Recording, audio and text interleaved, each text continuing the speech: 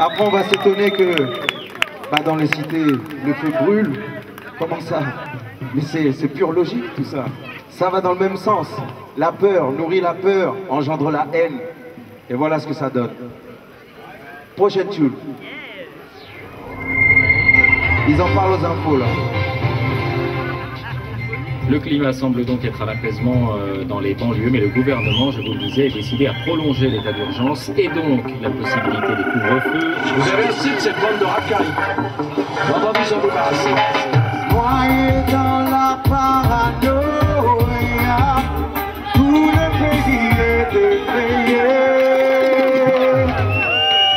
Yes.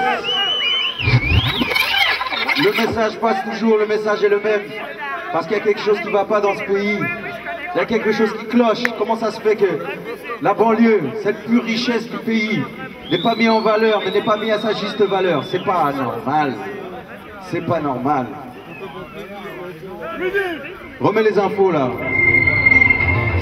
On va voir un petit peu ces guignoleries. Le climat semble donc être à l'apaisement dans les banlieues, mais le gouvernement, je vous le disais, est décidé à prolonger l'état d'urgence et donc la possibilité des couvre-feux. N'ayez pas peur. Vous avez assez de cette bande de racailles. On va vous en débarrasser. Noyé dans la paranoïa, tout le pays est effrayé. Mais qui va donc payer? Noyé dans la paranoïa, le français moyen est effrayé. Mais qui va donc payer? Lâchez les chiens, les sauvages ont se enragés. Les chapeaux au visage, ils viennent saccager. Lancez les chars, la banlieue veut nous assiéger. Ils n'ont qu'une seule envie, c'est tout ravager. Cachez vos biens, de nous allons vous protéger. Le budget répressif va être allongé. Couchez-vous bien, nous déclarons la patrie en danger. Vos droits civiques vont devoir être allégés. Noyés dans la paranoïa,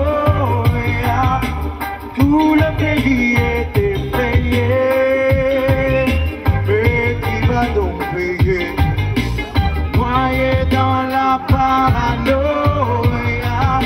le français moyen est effrayé. Mais qui va donc payer? Les cités sont visées, le feu attisé par un chef de l'Élysée bien mal avisé. Image diffusée, mal analysée. Ce soir la révolution sera télévisée. Le peuple est abusé, médusé. C'est pour mieux régner qu'ils cherchent à nous diviser. Sur le banc des accusés, justice récusée.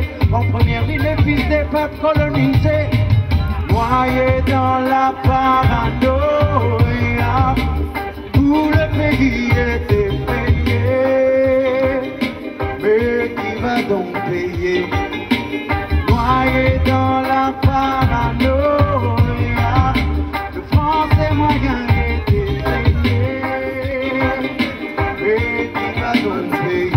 Un président passe et les médias à boire, ils aiment crier au loup qui s'éterre dans son 9-3, c'est l'impasse.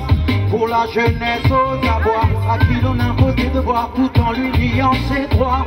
La rumeur est bien colportée, les racistes électeurs sont réconfortés. Aucune solution ne sera apportée, même si au fond certains rêveraient de pouvoir nous déporter. Noyés dans la paranoïa, tout le pays est effrayé.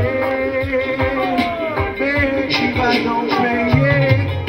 Ce serait répéter une fois de plus l'erreur tragique qui dans le passé a provoqué tant de malheur. Ce serait nier les identités. Ce serait susciter non la paix et la fraternité mais la violence. Car rien n'est plus dangereux qu'une identité blessée, qu'une identité humiliée. Une identité humiliée, c'est une identité radicalisée. Voilà, vous voyez d'où vient le message? De qui vient le message? C'est quand même fou. Vous savez que c'est lui-même qui parlait et c'est lui-même qui donne la solution à son propre problème qu'il a créé. Mais il faut que vous sachiez juste un truc, cet extrait-là de discours-là, il ne le disait pas en fait pour la France. Il parlait pour la présence des Américains aux Émirats arabes. Vous voyez ce que je veux dire? Donc quand il y a intérêt, les politiciens de toute façon, on sait depuis. Bon, c'est la fin, c'est ça? Yes. Bah, merci. Il y a du monde à passer encore, il y a du monde à passer encore.